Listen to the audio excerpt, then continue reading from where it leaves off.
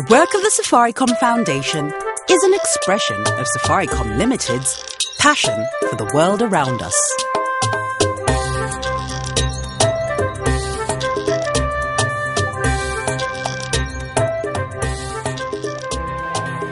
The Foundation provides a formal process for charitable contributions to communities and non-governmental organisations in Kenya who are key partners in responding to social and economic development issues. So we launched the World of Difference just over a year ago now, and since then it's just gone from strength to strength, and it's something that within the Foundation we're very, very pleased with, we're very, very proud of, and we believe that Safaricom and the staff that are involved are also being very, very proud in what it is they have been doing. The Foundation supports initiatives or projects that provide sustainable solutions to the most pressing social challenges. We felt that it was a great advantage for both the Foundation and also for Safaricom staff to be able to help more with the programmes that that the Safaricom Foundation have funded over the years, and to work with some of our partners. And we saw that it was a great two-way win-win situation whereby Safaricom staff could express their passion for the communities that they work in and they live in. Through strategic partnerships with 3 organisations, the Safaricom Foundation's World of Difference programme has found a sustainable, mutually beneficial model for corporate social investment. Nelly Gibaka from Team Ushirikiano, Angela Sonja from Team Phoenix Champions, and Susan Mweni from Team Nyorosha, with the Safaricom employees taking part in the 3rd instalment of the first phase of the World of Difference programme. I'm working with Moving the Goalpost, which is one of the partners in the World of Difference program, the first phase. And the particular role that I'm taking part in is under the social enterprise wing. I came to do the World of Difference program at the Kenya Red Cross. When I got here, I was given the challenge of starting a totally new company for them.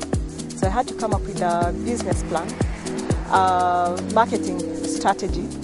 I had to come up with the operation strategy, and we had to launch the company, and I needed to leave it up and running. I didn't want to leave it just on paper.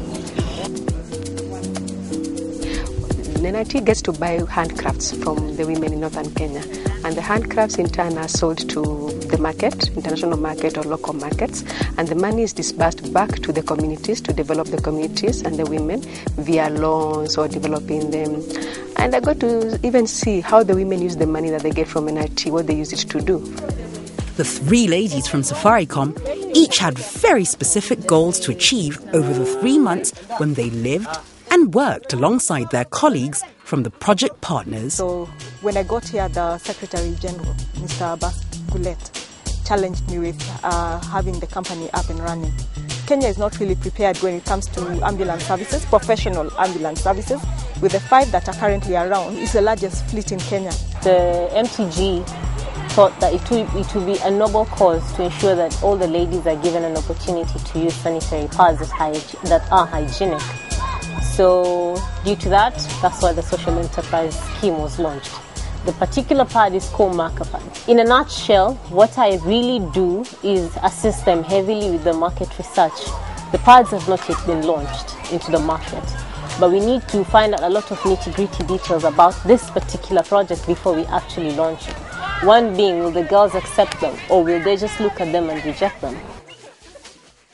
When I came back from my tools induction, the first thing I did is to make recommendations on how to improve the NIT trading business, from profiling the women in northern Kenya, seeing who the women are, to know who they are dealing with, how they have helped the women, how many families have been helped by NRT in the northern conservancies.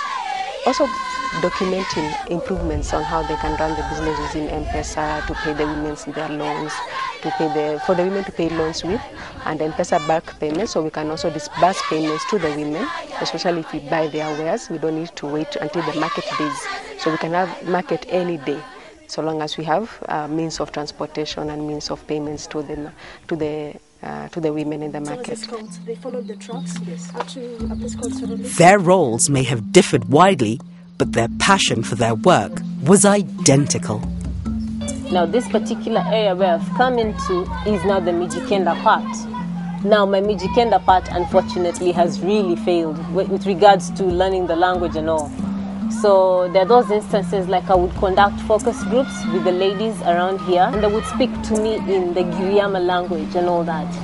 And it would be such a language barrier, I'd have to ask somebody, could you please come and translate? And they all know I'm from the coast, so they look at me like, what do you mean? You're coming from the coast and you can't speak or understand your own language. So I look like, hey, this is actually a foreigner. Because I felt like, hey, I will just blend in and move on. But now I'm not really blending in because I cannot really understand them and they can't understand me sometimes. They quickly discovered that coming from a corporate background is a challenge in itself. There's only one person who had been taken on by the time I came. That was the ambulance operations manager who understood what ambulances do. He has a background running ambulances, professional ambulances. To put this team together, we've had to enroll, and we currently have a team of 40 that are running the company.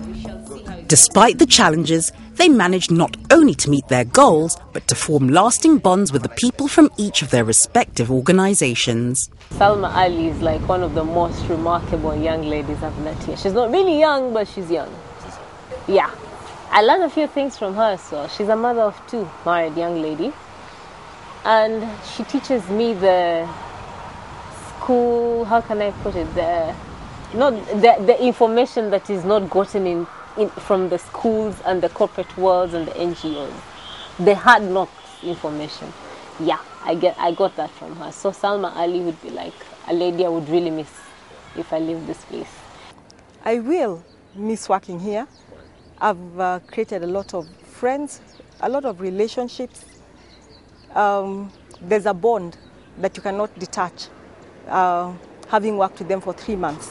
The first phase of the World of Difference is almost over, and the last few months have been a learning curve for each. I've got to learn that there are different interactions that you need to understand as a human being to be able to survive. Interaction with the community, with the women, they taught me a lot. I talked to a few of them who understand Swahili, and they told me about their lifestyle, and I appreciated it a lot because I got to appreciate mine, where I come from, the luxuries that I have. I don't take them for granted anymore. As the third team member leaves the project partner to pave way for the fourth and last member from their team, there's a general sense of accomplishment so far. The projects have benefited immensely from the team's expertise. You know, what's been wonderful about having these guys coming through is that they've come with a real focus. They've come with a skill and a focus and time. Because within NRT, everybody's so busy. There's so many balls in the air and everyone's bouncing to keep these issues moving forward. And we don't have a lot of time to sit down and look at our HR issues or our IT issues or our training needs. And so for somebody to join the organisation for 3 months with real expertise on a given topic like that, it's been massively valuable to us. Safaricom Foundation has seen the benefits the World of Difference programme has made, not only to their project partners, but to the Safaricom staff that have taken part in the World of Difference programme. Because one of the great things about this way that we hope partners will benefit is not only are we improving their internal capabilities, but also promoting them to more to the outside world, so that we can give them some sort of publicity, so that they can have more partners coming in to help them as well. So I think that will be a big benefit for next year in the communication to the outside world as to the Safaricom Foundation World of Difference programme. Safaricom World of Difference programme, geared towards impacting lives, changing communities, one organisation at a time.